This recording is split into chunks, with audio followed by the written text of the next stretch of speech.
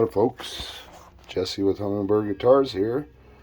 I'm back with this Romeo and Julieta build with MGB's pitch bender bridge. I got everything on the inside wired up, soldered together and stuff. Got the bottom painted black, and today is assembly day. I am ready to start fretting.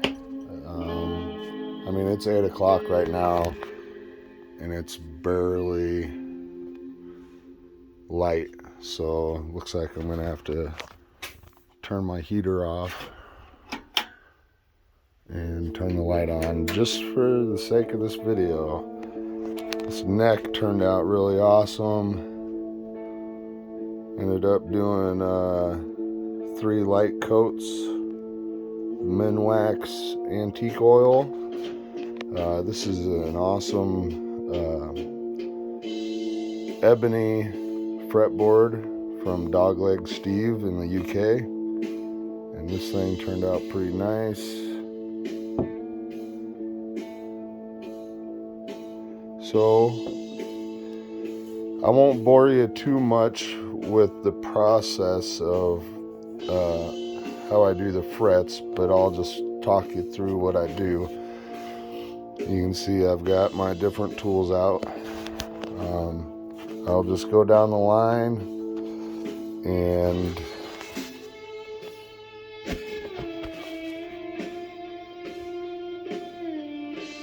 this has got 0 fret. Sometimes you got to be careful.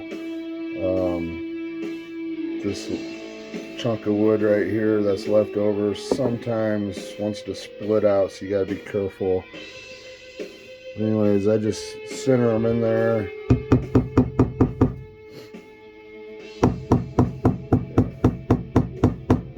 Yeah, this is really hard.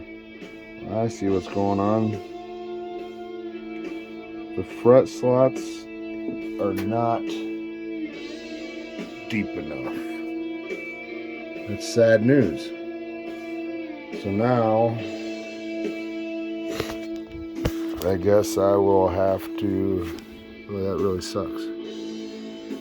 They're bottoming out. So I guess I'll grab my coping saw. I could, sometimes I'll use the scroll saw and I'll turn the blade backwards, and that depth of a scroll saw blade is pretty much perfect. The thing is I've got finish on it already, and I don't want to ruin the finish. I suppose I could probably just tape off this one side and get it done. Be much quicker and less labor. So I might do that. But anyways, I'll just talk you through this. Basically install the frets, make sure everything's level. Then I know these aren't, I don't have the normal, typical, traditional luthier tools, but this is what I use to nip the extras off, because these pre-cut fret wire from MGB, this is what I always use, because sometimes I'm building 6 strings, sometimes I'm building 4 strings, sometimes I'm building 3 strings, and these work for all of them. But I will pound all those in, clip off the extra, and then I'll turn it on its side, however I have to. Wow, that's really pretty. But turn it on its side, and I'll basically I'll start on the bottom, actually, like this usually. And what I'll do is I'll just put a few drops of super glue in each fret slot and let it trickle down. And I'll do that twice, wiping off any extra with Q-tips. After that, I'll take the neck over to the belt sander and I'll get them flushed up as close as I can without nicking the fretboard. After that's done, I got my little handy dandy sander. I usually use 100 grit, and I'll get that flush. I don't mask anything off. I'm actually kind of, very unorthodox builder. I don't really mind if I lose the gloss on the sides of the fretboard. I really don't care. In the end, it gets smooth, and you can never tell the difference.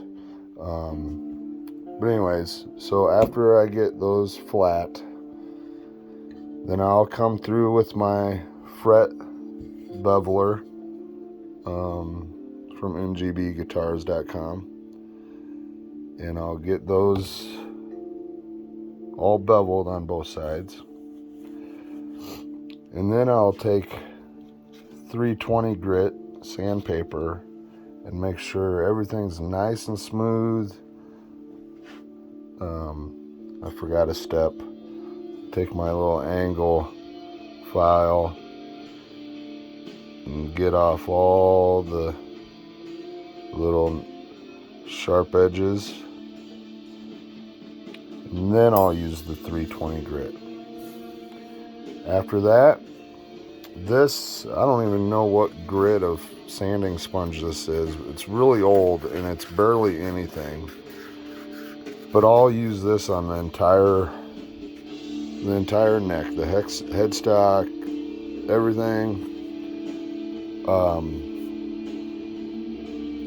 Just to give it more of a satin kind of finish. If it's too glossy, sometimes your hands will stick when you're playing. So I like to rub it down a little bit.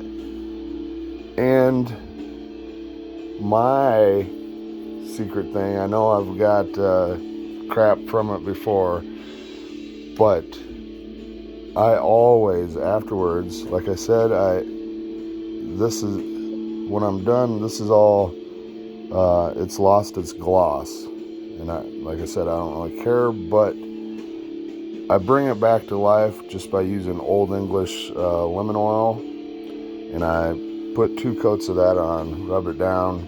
I actually do the whole entire neck. And then I'll be ready for my nut. And since I have a 0 fret, I'm not so much worried about the depth. I'll cut this off.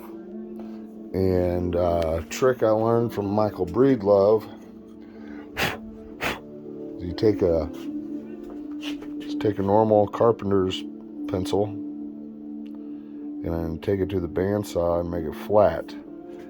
Now, after you got all your frets on, and this goes for whether you have a 0 fret or not, you just lay that on there and you can mark the height of your frets on your nut and